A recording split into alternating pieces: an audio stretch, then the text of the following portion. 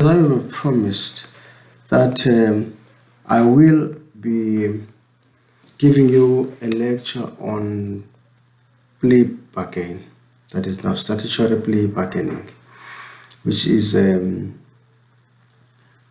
section 105 capital A of the Criminal Procedure Act. It is important for everyone to know this and know the implications and know the regulations around the plea bargaining in terms of section 105 capital A. So in most cases, I have given you an example of a case that I did many years ago at Ntuzuma Court. That is the best plea bargaining you can do. Like I've told you that Prof. Aya is one of the people who were praised for having done a plea bargain successfully. I'm saying successfully because it depends on how you structure it. If you structure it in a way that the magistrate is not satisfied, your plea bargaining might not be successful. And what does that mean? That means if it's not successful, then you have to start the case de novo. By de novo, I mean you're doing it anew. Right. Plea bargaining is simple. It's just a matter of you as a legal practitioner having this client of yours who have committed an offense, right? And now you want your clients to be absolved. Okay, let us say now you had three clients having been accused of having committed murder, and now you want to do a plea bargain. One of the ways that we can do plea bargaining is negotiating with the public prosecutor, preferable the senior public prosecutor or any senior prosecutor. In that case, you negotiate with him or her that you want to do a plea bargaining for your accused. Now, we've said there'll be three. So if there are three, the best thing you can do is to ask that all the charges be withdrawn from two of your accused. Now you're bargaining, and only one accused will stand trial. In most cases, in order to make the case simple and make sure that justice is served as promptly as possible, prosecutors will normally allow you that favor, or if you negotiate to say you want to have the other two accused removed from the case, and that only one will stand trial. And what you will do in this case, you will have to negotiate that the accused that is remaining be convicted of a lesser charge. That is now is called a competent verdict. Meaning, if your accused was like I've said, was accused or is standing trial for murder, in your plea bargain, it will be capital homicide or even assault, depending on how you negotiate. It's possible that you can change murder to common assault or just assault or assault GPH, or worse, you can change it to capital homicide. And also it's possible that you can negotiate that your client be sentenced to maybe 10 years or 5 years, wholly suspended. Like I've told you in class that it once happened with our erstwhile Minister of Law and Order, Mr. Adrian Flock, South African apartheid minister. I'm sorry because I've said our minister. He was not our minister. He was the apartheid minister of law and order. He failed to appear on the Bishop Tutu's Truth and Reconciliation Commission, and the result was that if you had failed to go and confess all your sins and say how many people you've killed, then you may be pardoned. So he refused to do that, which was a very bad decision on his part. So he refused to go and do that, and later on he was charged. I think he was charged by Advocate Bolelani Ngcoga, if I'm not mistaken. He was charged and brought to justice. Because he had clever lawyers, they then opted for the plea bargaining. And as a result, he was sentenced to 10 years, of which that whole sentence was wholly suspended. And that is, he may not be found to have committed such a crime in so many years. I don't know how many years was his sentence suspended. Right. So the commencement of the plea bargaining, because plea bargaining, I could say it only started in 2001. With the introduction of the Criminal Procedure Second Amendment Act of 2001. Then in that amendment, a section, which is now Section 105, capital A, was inserted in order to cater for what is now called the plea bargaining. The operation of the traditional informal plea bargaining system in our criminal processes by means of pleas of guilty under Section 112 and also pleas of not guilty under Section 115.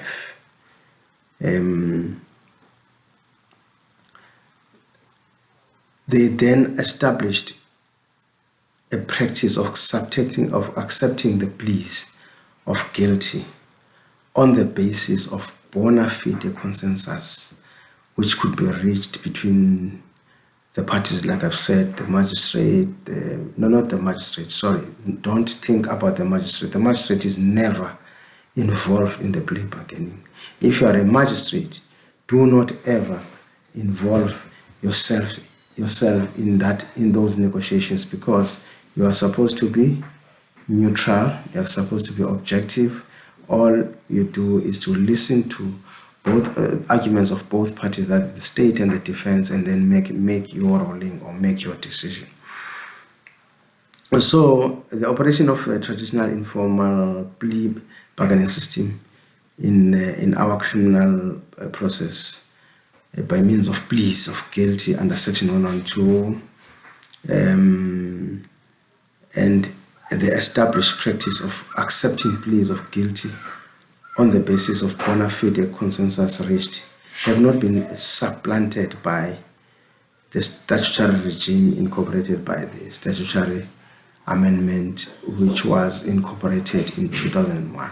All right, the key word here is supplanted. Supplanted means to be replaced, to be removed, to be.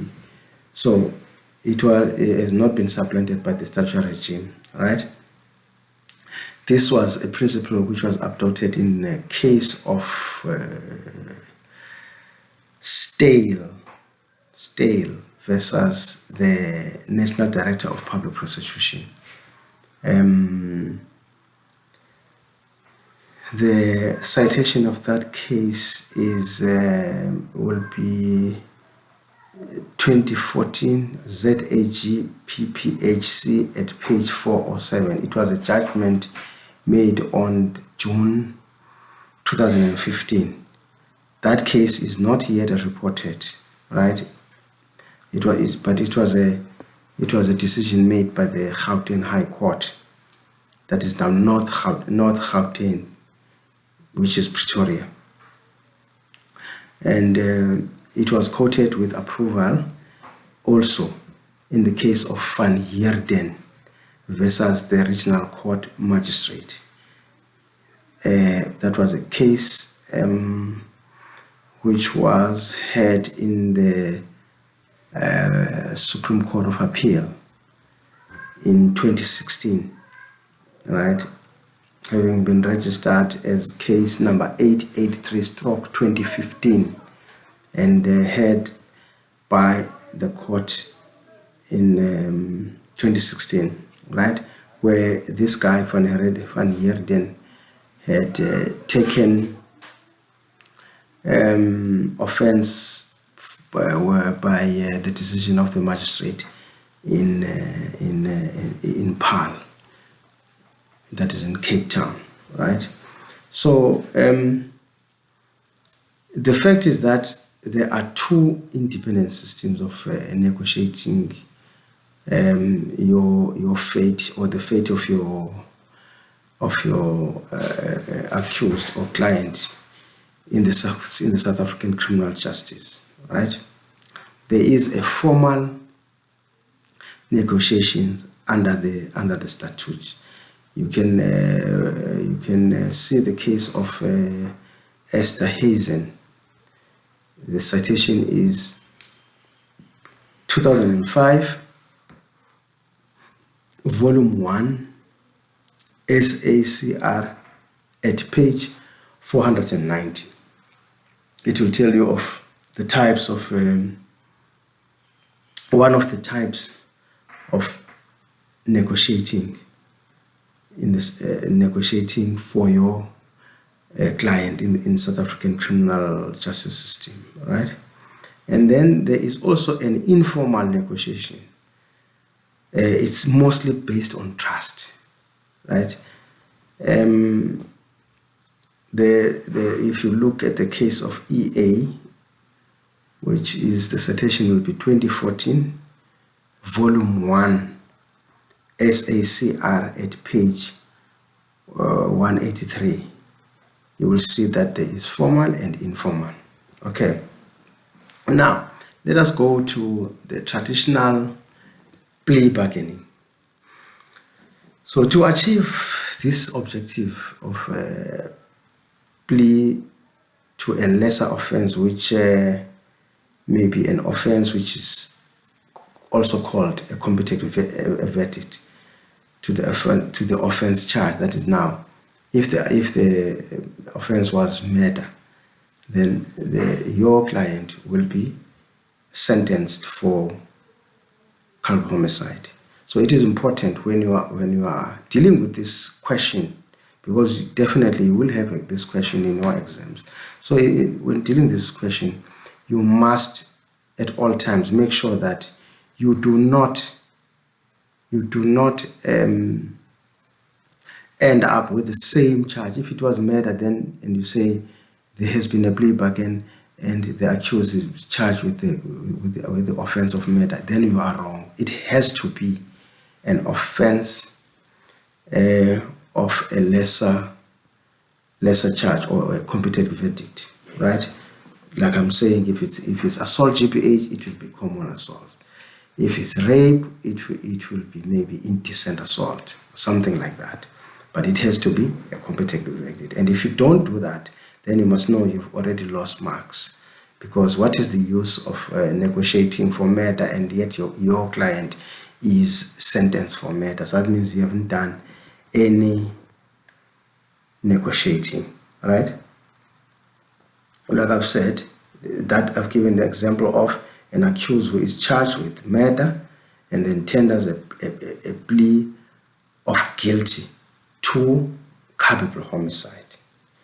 Alternatively, the accused pleads guilty to the charge, but on a different basis from that alleged by the state. For example, the accused is charged with murder committed with dolus directus, and he tenders a plea on the basis of dolus eventualis, right? Then it will be then lesser. Even the sentence will be lesser because dolus directus and dolus eventualis, when it comes to mitigation for sentence, you'll say that he just shot and he was trying to shoot an animal. He never thought that there would be a person behind, but somebody was killed. But he is pleading guilty.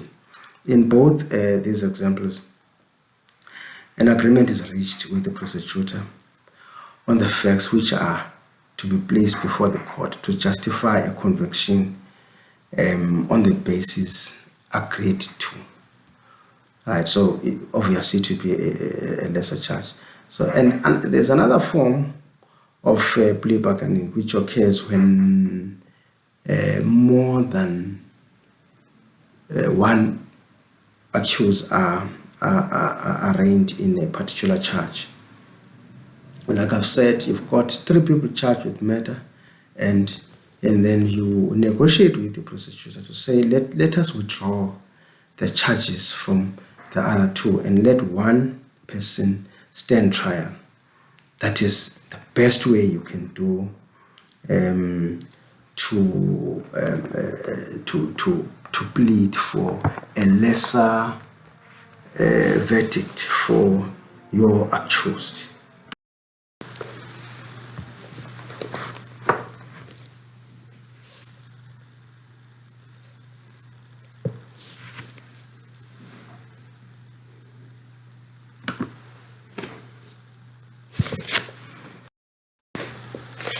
Yes.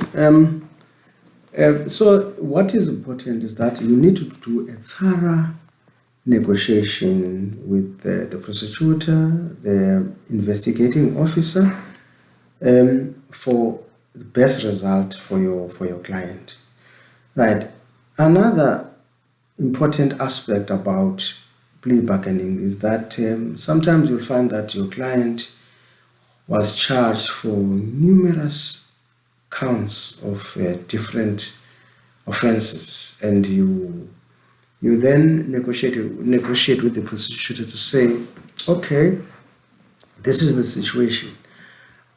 My client will help the investigating officer and provide him with more information in order to thoroughly investigate the matter and get to the core of the offense committed. Then your client might offer to do that. For instance, if somebody was killed and the IO, he was unable to find a murder weapon, your client might say, okay, I offer myself that here we are with my friends, we committed this crime, and the only problem is that nobody wants to own up and say, I came up with the murder weapon, or where is the whereabouts of the murder weapon. And then your client says, okay, I will help the investigating officer, provided that, now there's a condition, provided that I will be given a lighter sentence, right? That could be another negotiation. Also, you can also negotiate for your client that all the other charges will be withdrawn. He will only choose one to face, where he will plead guilty and be given a sentence. It could be a fine. It could also be a suspended sentence. I always prefer one of the two or both, suspended sentence and a fine. To make because that can also be negotiated, even if it's a serious crime like murder. Okay, in 10 years ago, I had a similar case where my client was sitting at home, and a friend of his went to a place called Wentworth in Durban. There they saw a taxi and stopped the driver at gunpoint, got into a taxi, and told the driver to keep on driving. And they were just telling him, turn left, turn right, turn left, until they reached my client's place, which was in Chesterfield. And then when they came there, because he was an expert in removing what is called the tracker. He was working for a company where they were fitting trackers, so he was an expert. And he could find the tracker wherever is hidden. He had some gadget that he used to track the tracker in, to trace the tracker in any vehicle. So they went to him and asked him to help them. So, but they said they couldn't do it at his house. They want to go to a secluded place, because where he was, there were other people who could see, or maybe the ladies who were hijacked. There was about 15 people in the vehicle that were hijacked. So he joined these thugs, and they went to a place in some kind of a forest or a bush in Pinetown, and that's where he started his work of removing the tracker. But now, when they were caught, the ladies said, even in court, when they came to court, the ladies were all saying, but this guy, that is now my client, was very gentle with them. He never threatened to rape them like the others, and he even told them that they shouldn't take their phones. But because he was complicit to the crime, or you can say an accomplice, right? Although he came late to this commission of a crime, he also was charged with all these other guys. And you can imagine that because there were 15 ladies in this taxi, they were charged for each lady that they had kidnapped, that they had their cell phones robbed, that they had attempted to rape. And it was not for my client who stopped them, saying, no, guys, you asked me to come and remove the tracker. Now, if you're going to start with, making this crime worse, please don't do it in front of me. They even state that when they were driving, there was some kind of a road rage where these guys were driving reckless and they were pulling guns trying to shoot people. He stopped them, said, guys, do not threaten other road users. Please, let us do the business and give me my money, and I will be gone. So, but what happened was they were all given 105 years in prison.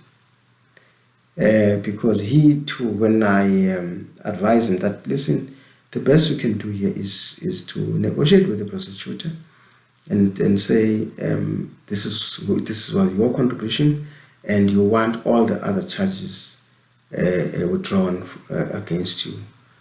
Then somebody must, bear the brunt. That means one of them must carry all the charges, and other guys, their charges could be withdrawn. They could not reach a consensus, so they all decided to go down, and they were given 105 years. So what I did for him, because I could see that his contribution was very limited, I then wrote a letter for him to the Commissioner of Prisons, and tried to do also an appeal until his sentence was reduced to 45 years. But I heard that last week he he was released. I think he was released on parole. So these things happened, and sometimes clients do not want to listen. If you advise them, they will say, no, we are criminals. You know nothing about criminality. We know better.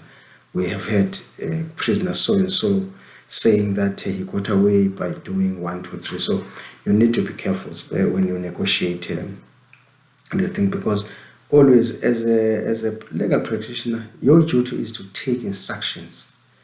You take instructions from your client and then advise. I tried and I could not. So what is also important is that once we have negotiated for a lesser sentence, or for charges to be withdrawn from the other accused, or for charges to be withdrawn, for other charges to be withdrawn from this particular client, now you can never try to bind the court. You cannot say, because we have decided on this particular way of sentencing or conviction, then the court must follow that. The court has no obligation to follow what you have negotiated between the state and the defense, and also the IO also form part of the state. So if you negotiate, then you cannot come to the court and say, this is what we have agreed upon, and so the court must sentence these guys in this manner. The court might say, no, I don't agree with your sentence. This offense was gruesome and it might be rejected. And what does it happen? What happened thereafter is that if it's refused, it has to be started de novo under a different presiding officer. Okay. The negotiating process may, in some instances, be simple. The legal representative will make an offer that the accused will plead guilty to a lesser offense, which will then be accepted by the prosecutor. In more involved matters, the negotiating process may take months to complete, so it might be a bit complicated if the matter is also not a simple matter, it's a complicated matter where there was premeditation, there were people who were bored, and if some of the weapons that were used to commit the crime were maybe thrown in the sea or thrown in the river, because you would want to have all the exhibits. If somebody says, I plead guilty, then they must bring all the proof to prove that the case was committed in this matter using this gadget. Okay, right. In accordance with notions of basic fairness and fair justice, the state is to be held to a plea bargain it has made. Because sometimes you'll find that you negotiate with the prosecutor and you agree on everything, and then all of a sudden the prosecutor changes his mind and says no. Because another thing which is important is that the prosecutor must agree that he will not press for a harsher sentence. He will only press for a lighter sentence. But now, it's possible that when all is done, then the prosecutor says, no, I have changed my mind. So this section says the prosecutor is not allowed to do that. It has happened before where the prosecutor changes his mind. There are cases to that effect. I think you should try and research these cases. The one case will be Northwestern Dense Concrete CC versus the Director of Public Prosecution. This is the Western Cape case. The citation is 1999, Volume 2, SACR, at page 669. That's a Western Cape case. And also there was another case of Van Eeden. Van Eeden will be W-E-D-E-N. Eeden versus the Director of Public Prosecutions. Also, it's a Cape of Good Hope case. The citation is 2005, volume 2, South African Criminal Reports. SACR stands for South African Criminal Reports, at page 22. And BCLR stands for Butterworth Criminal Law Reports. So you need to know these abbreviations, right? So that's now. Let's come to the statutory plea bargaining. That's another one. Section 2 of the Criminal Procedure Second Amendment Act 62 of 2001 inserted Section 105 capital A into the Criminal Procedure Act and formalized the process of plea bargaining in terms of the Act, right? It is in the essence of codification of age-old practice, as I have just described. The central innovation is that the prosecutor can now also reach an agreement with the defense on the sentence to be imposed. Right. Certain mandatory formalities are prescribed, such as that the whole agreement must be in writing, right, and that there must be some kind of a statement or a form filled by the IO to prove that he was also informed of these developments, that there is going to be a plea. So the IO has to be informed, and he must also agree in writing. And this agreement must also be done in writing. And in the writing, you must also mention that you have negotiated with the prosecutor and we have agreed. So there is an agreement. The court knows that is an agreement, so that the prosecutor cannot change his mind and say, no, I am now renegating from this agreement, right? The time for entering in a plea agreement must also be in writing, right? And also that this agreement should be entered into before the commencement of the trial. That is now before the plea. That is now before you plead, whether you plead guilty or not guilty in the main trial. Before you do that, then you can enter into that section 105 capital A. Right? Section 105A does not apply to a charge or charges on acceptance of plea during trial, right? It is also a once-off situation. You can't say you want to do it and you do it and then it's refused, or the magistrate said, no, the way you have drafted it, I am not satisfied. It doesn't show that this person is pleading guilty. Then you cannot say, okay, because this magistrate has refused, the trial must be started de novo, and then you also do the same thing in another magistrate. Once it's rejected, you cannot go to another magistrate and say you want to repeat what was rejected. All right? It is also, like I've said, it's a once-off situation.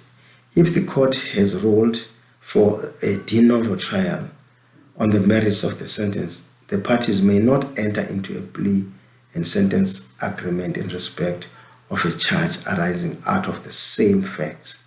In determining whether a plea agreement complies with the requirements stipulated in section 105, a court will also examine the provisions of subsection 1, subsection B, subsection Roman figure 3, which provides for the participation of the complainant or stroke victim, if you like.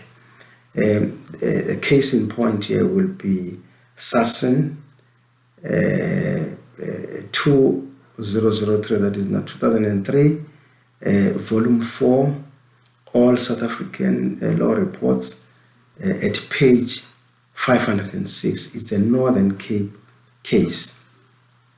The mandatory formal scheme of Section 105, capital A, is broadly done in the following manner, right? An authorized prosecutor, that is a prosecutor who has been authorized in writing by the National Director of Public Prosecutions, right? And a legally represented accused may negotiate an agreement on plea and sentence. This is very important.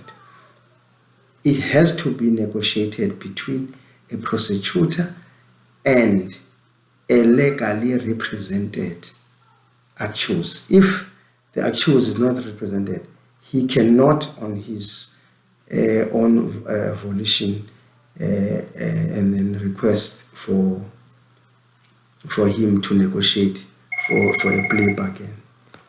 That cannot be done, right? So you need to be careful that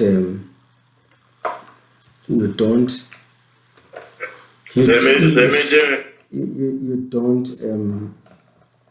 don't advise your clients wrongly. Okay, it has to be negotiated by an attorney, that is now somebody who is legally represented. That is a requirement. Okay. Non-represented accused are excluded from this provision. So if a person is not represented, the plea bargaining attempt can never be done. Okay. The judicial officer is not to participate. That is very important.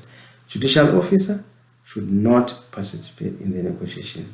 What do I mean by judicial officer? I mean a presiding officer, a magistrate. If you are a magistrate and you are participating in the plea bargaining negotiations, you must know you are out of order, and the whole process will be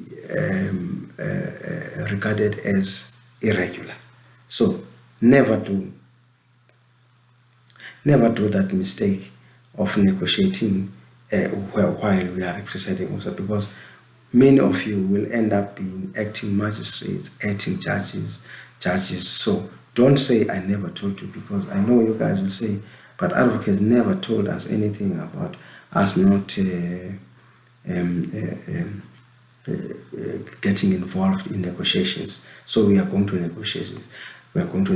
So you must never do that, because you will be making the whole thing irregular, right? It may be asked what the ambit of the prohibition is. It would be a pity if it were to prelude the parties from obtaining an intimation from the judicial officer as to whether he or she would be willing to consider, for example, a non-custodial sentence. So it is not correct. It is not correct for them to involve the judicial officer, because sometimes they'll say, what do you think? Do you want this person committed to prison or be given a non-custodial sentence? In court, the judicial officer must question the accused on the contents of the agreement. That is very important, that if you are a presiding officer, you must confirm with the accused that he knows what is contained in the agreement, and that this agreement has been read to him. He is aware of everything, including the sentence. All right? Because you've got to ascertain whether he is in fact admitting all the allegations, right, in the charge. If the court is satisfied, it proceeds to the sentencing phase without, for the moment, recording a conviction. When considering the sentence agreement, the court must be satisfied that the sentence agreement is just, and if so, the court convicts the accused and imposes upon the accused the sentence agreed upon. So if you say you are giving the accused a suspended sentence, then if the court thinks that it is appropriate, then such a sentence, which is agreed upon, will be meted against the accused. If the court is not satisfied, it informs the parties of the sentence which the court considers just. The court might say, okay, I hear everything that you said, but I don't agree with the sentence. I think the appropriate sentence will be 5 years, or with a fine, or 5 years suspended, but the accused must pay a fine, right? A trial court may not impose a sentence contrary to that contained in the plea agreement without advising the state and the accused that it is of the opinion that the proposed sentence is unjust. So you don't just say, okay, I see that you said the guy must be given 10 years suspension, but I think that the 10 years must be custodial. The guy must go to prison. It's not a suspended sentence. You can't just do that. Magistrate cannot just do that. Our magistrate must first inform both parties that, yes, I see that you have agreed upon this sentence, but my take is I think 10 years must be custodial. This is will be in terms of section 105 capital A subsection 9. If you read that section and go to subsection 9, right, then you will see that. And also, if you look at the case of Janssen versus the state, this is a 2016 case. The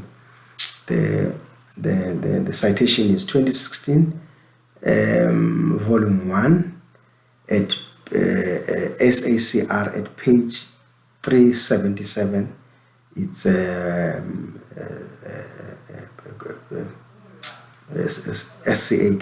that is now the Supreme Court of Appeal case, right? In this case, there are two possibilities that may arise, right? The prosecutor and the accused may elect to abide by the agreement on the merits, and the court then convicts the accused and proceeds to consider the sentence in the normal way. Or they might elect to say, no, we do not agree with the magistrate, and we propose that we renegade, right? And that's now. The other possibility is that the parties or one of them may opt to withdraw from the agreement. This will mean that the trial must start de novo before another judicial office, right? Once a trial starts de novo, in terms of section 105, this will dictate that the agreement is pro non scripto. No regard may be had or reference made to any preceding negotiations on the agreement itself. Pro non scripto actually means you cannot now say, okay, let's refer to what you said in to all the admissions you made on your plea bargain and use that as evidence against you. That is not allowed, right? The accused may turn around and say, okay, because this has been refused, then I am going to change my my plea to that of not guilty. So that is also a possibility, and you may also be requested to get as many witnesses in order to come and prove the case. All right. Then the parties may not, however, plea bargain in terms of section 105A in respect of a charge arising from the same facts, right? This nonetheless does not preclude traditional plea bargaining as it exists in practice, right? In another case of Armuga, if you like, the citation is 2005, Volume 2 SACR at page 259 is a Northern Cape case, and also at page 265 A to C, right?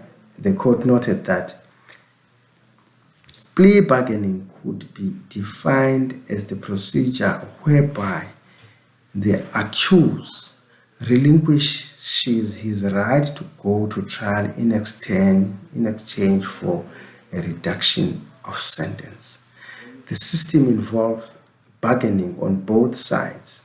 The accused bargaining away his right to go to trial in exchange for a reduced sentence, and the prosecutor bargaining away the possibility of a conviction in exchange for a punishment which he feels would be reputably just and cost the least in terms of the allocation of resources. In the process of bargaining, numerous assumptions are made and mistakes are bound to happen, right? The fact that the assumption turn out to be false does not entitle such a party to rescind from the agreement. So once you see, but here we've been taking it for a ride as a prosecutor, you can't then turn around and say, no, I no longer want to be part of this agreement. I've changed my mind. This case must go de novo, or this guy must be given a harsher sentence. You will abide by the agreement that you have agreed as a prosecutor in most cases. This was said in the case of De Koker, 2010, volume 2, SACR at page 196. This is a Western Cape case. Plea bargaining is described as the settlement of the lease between the state and the accused once and for all.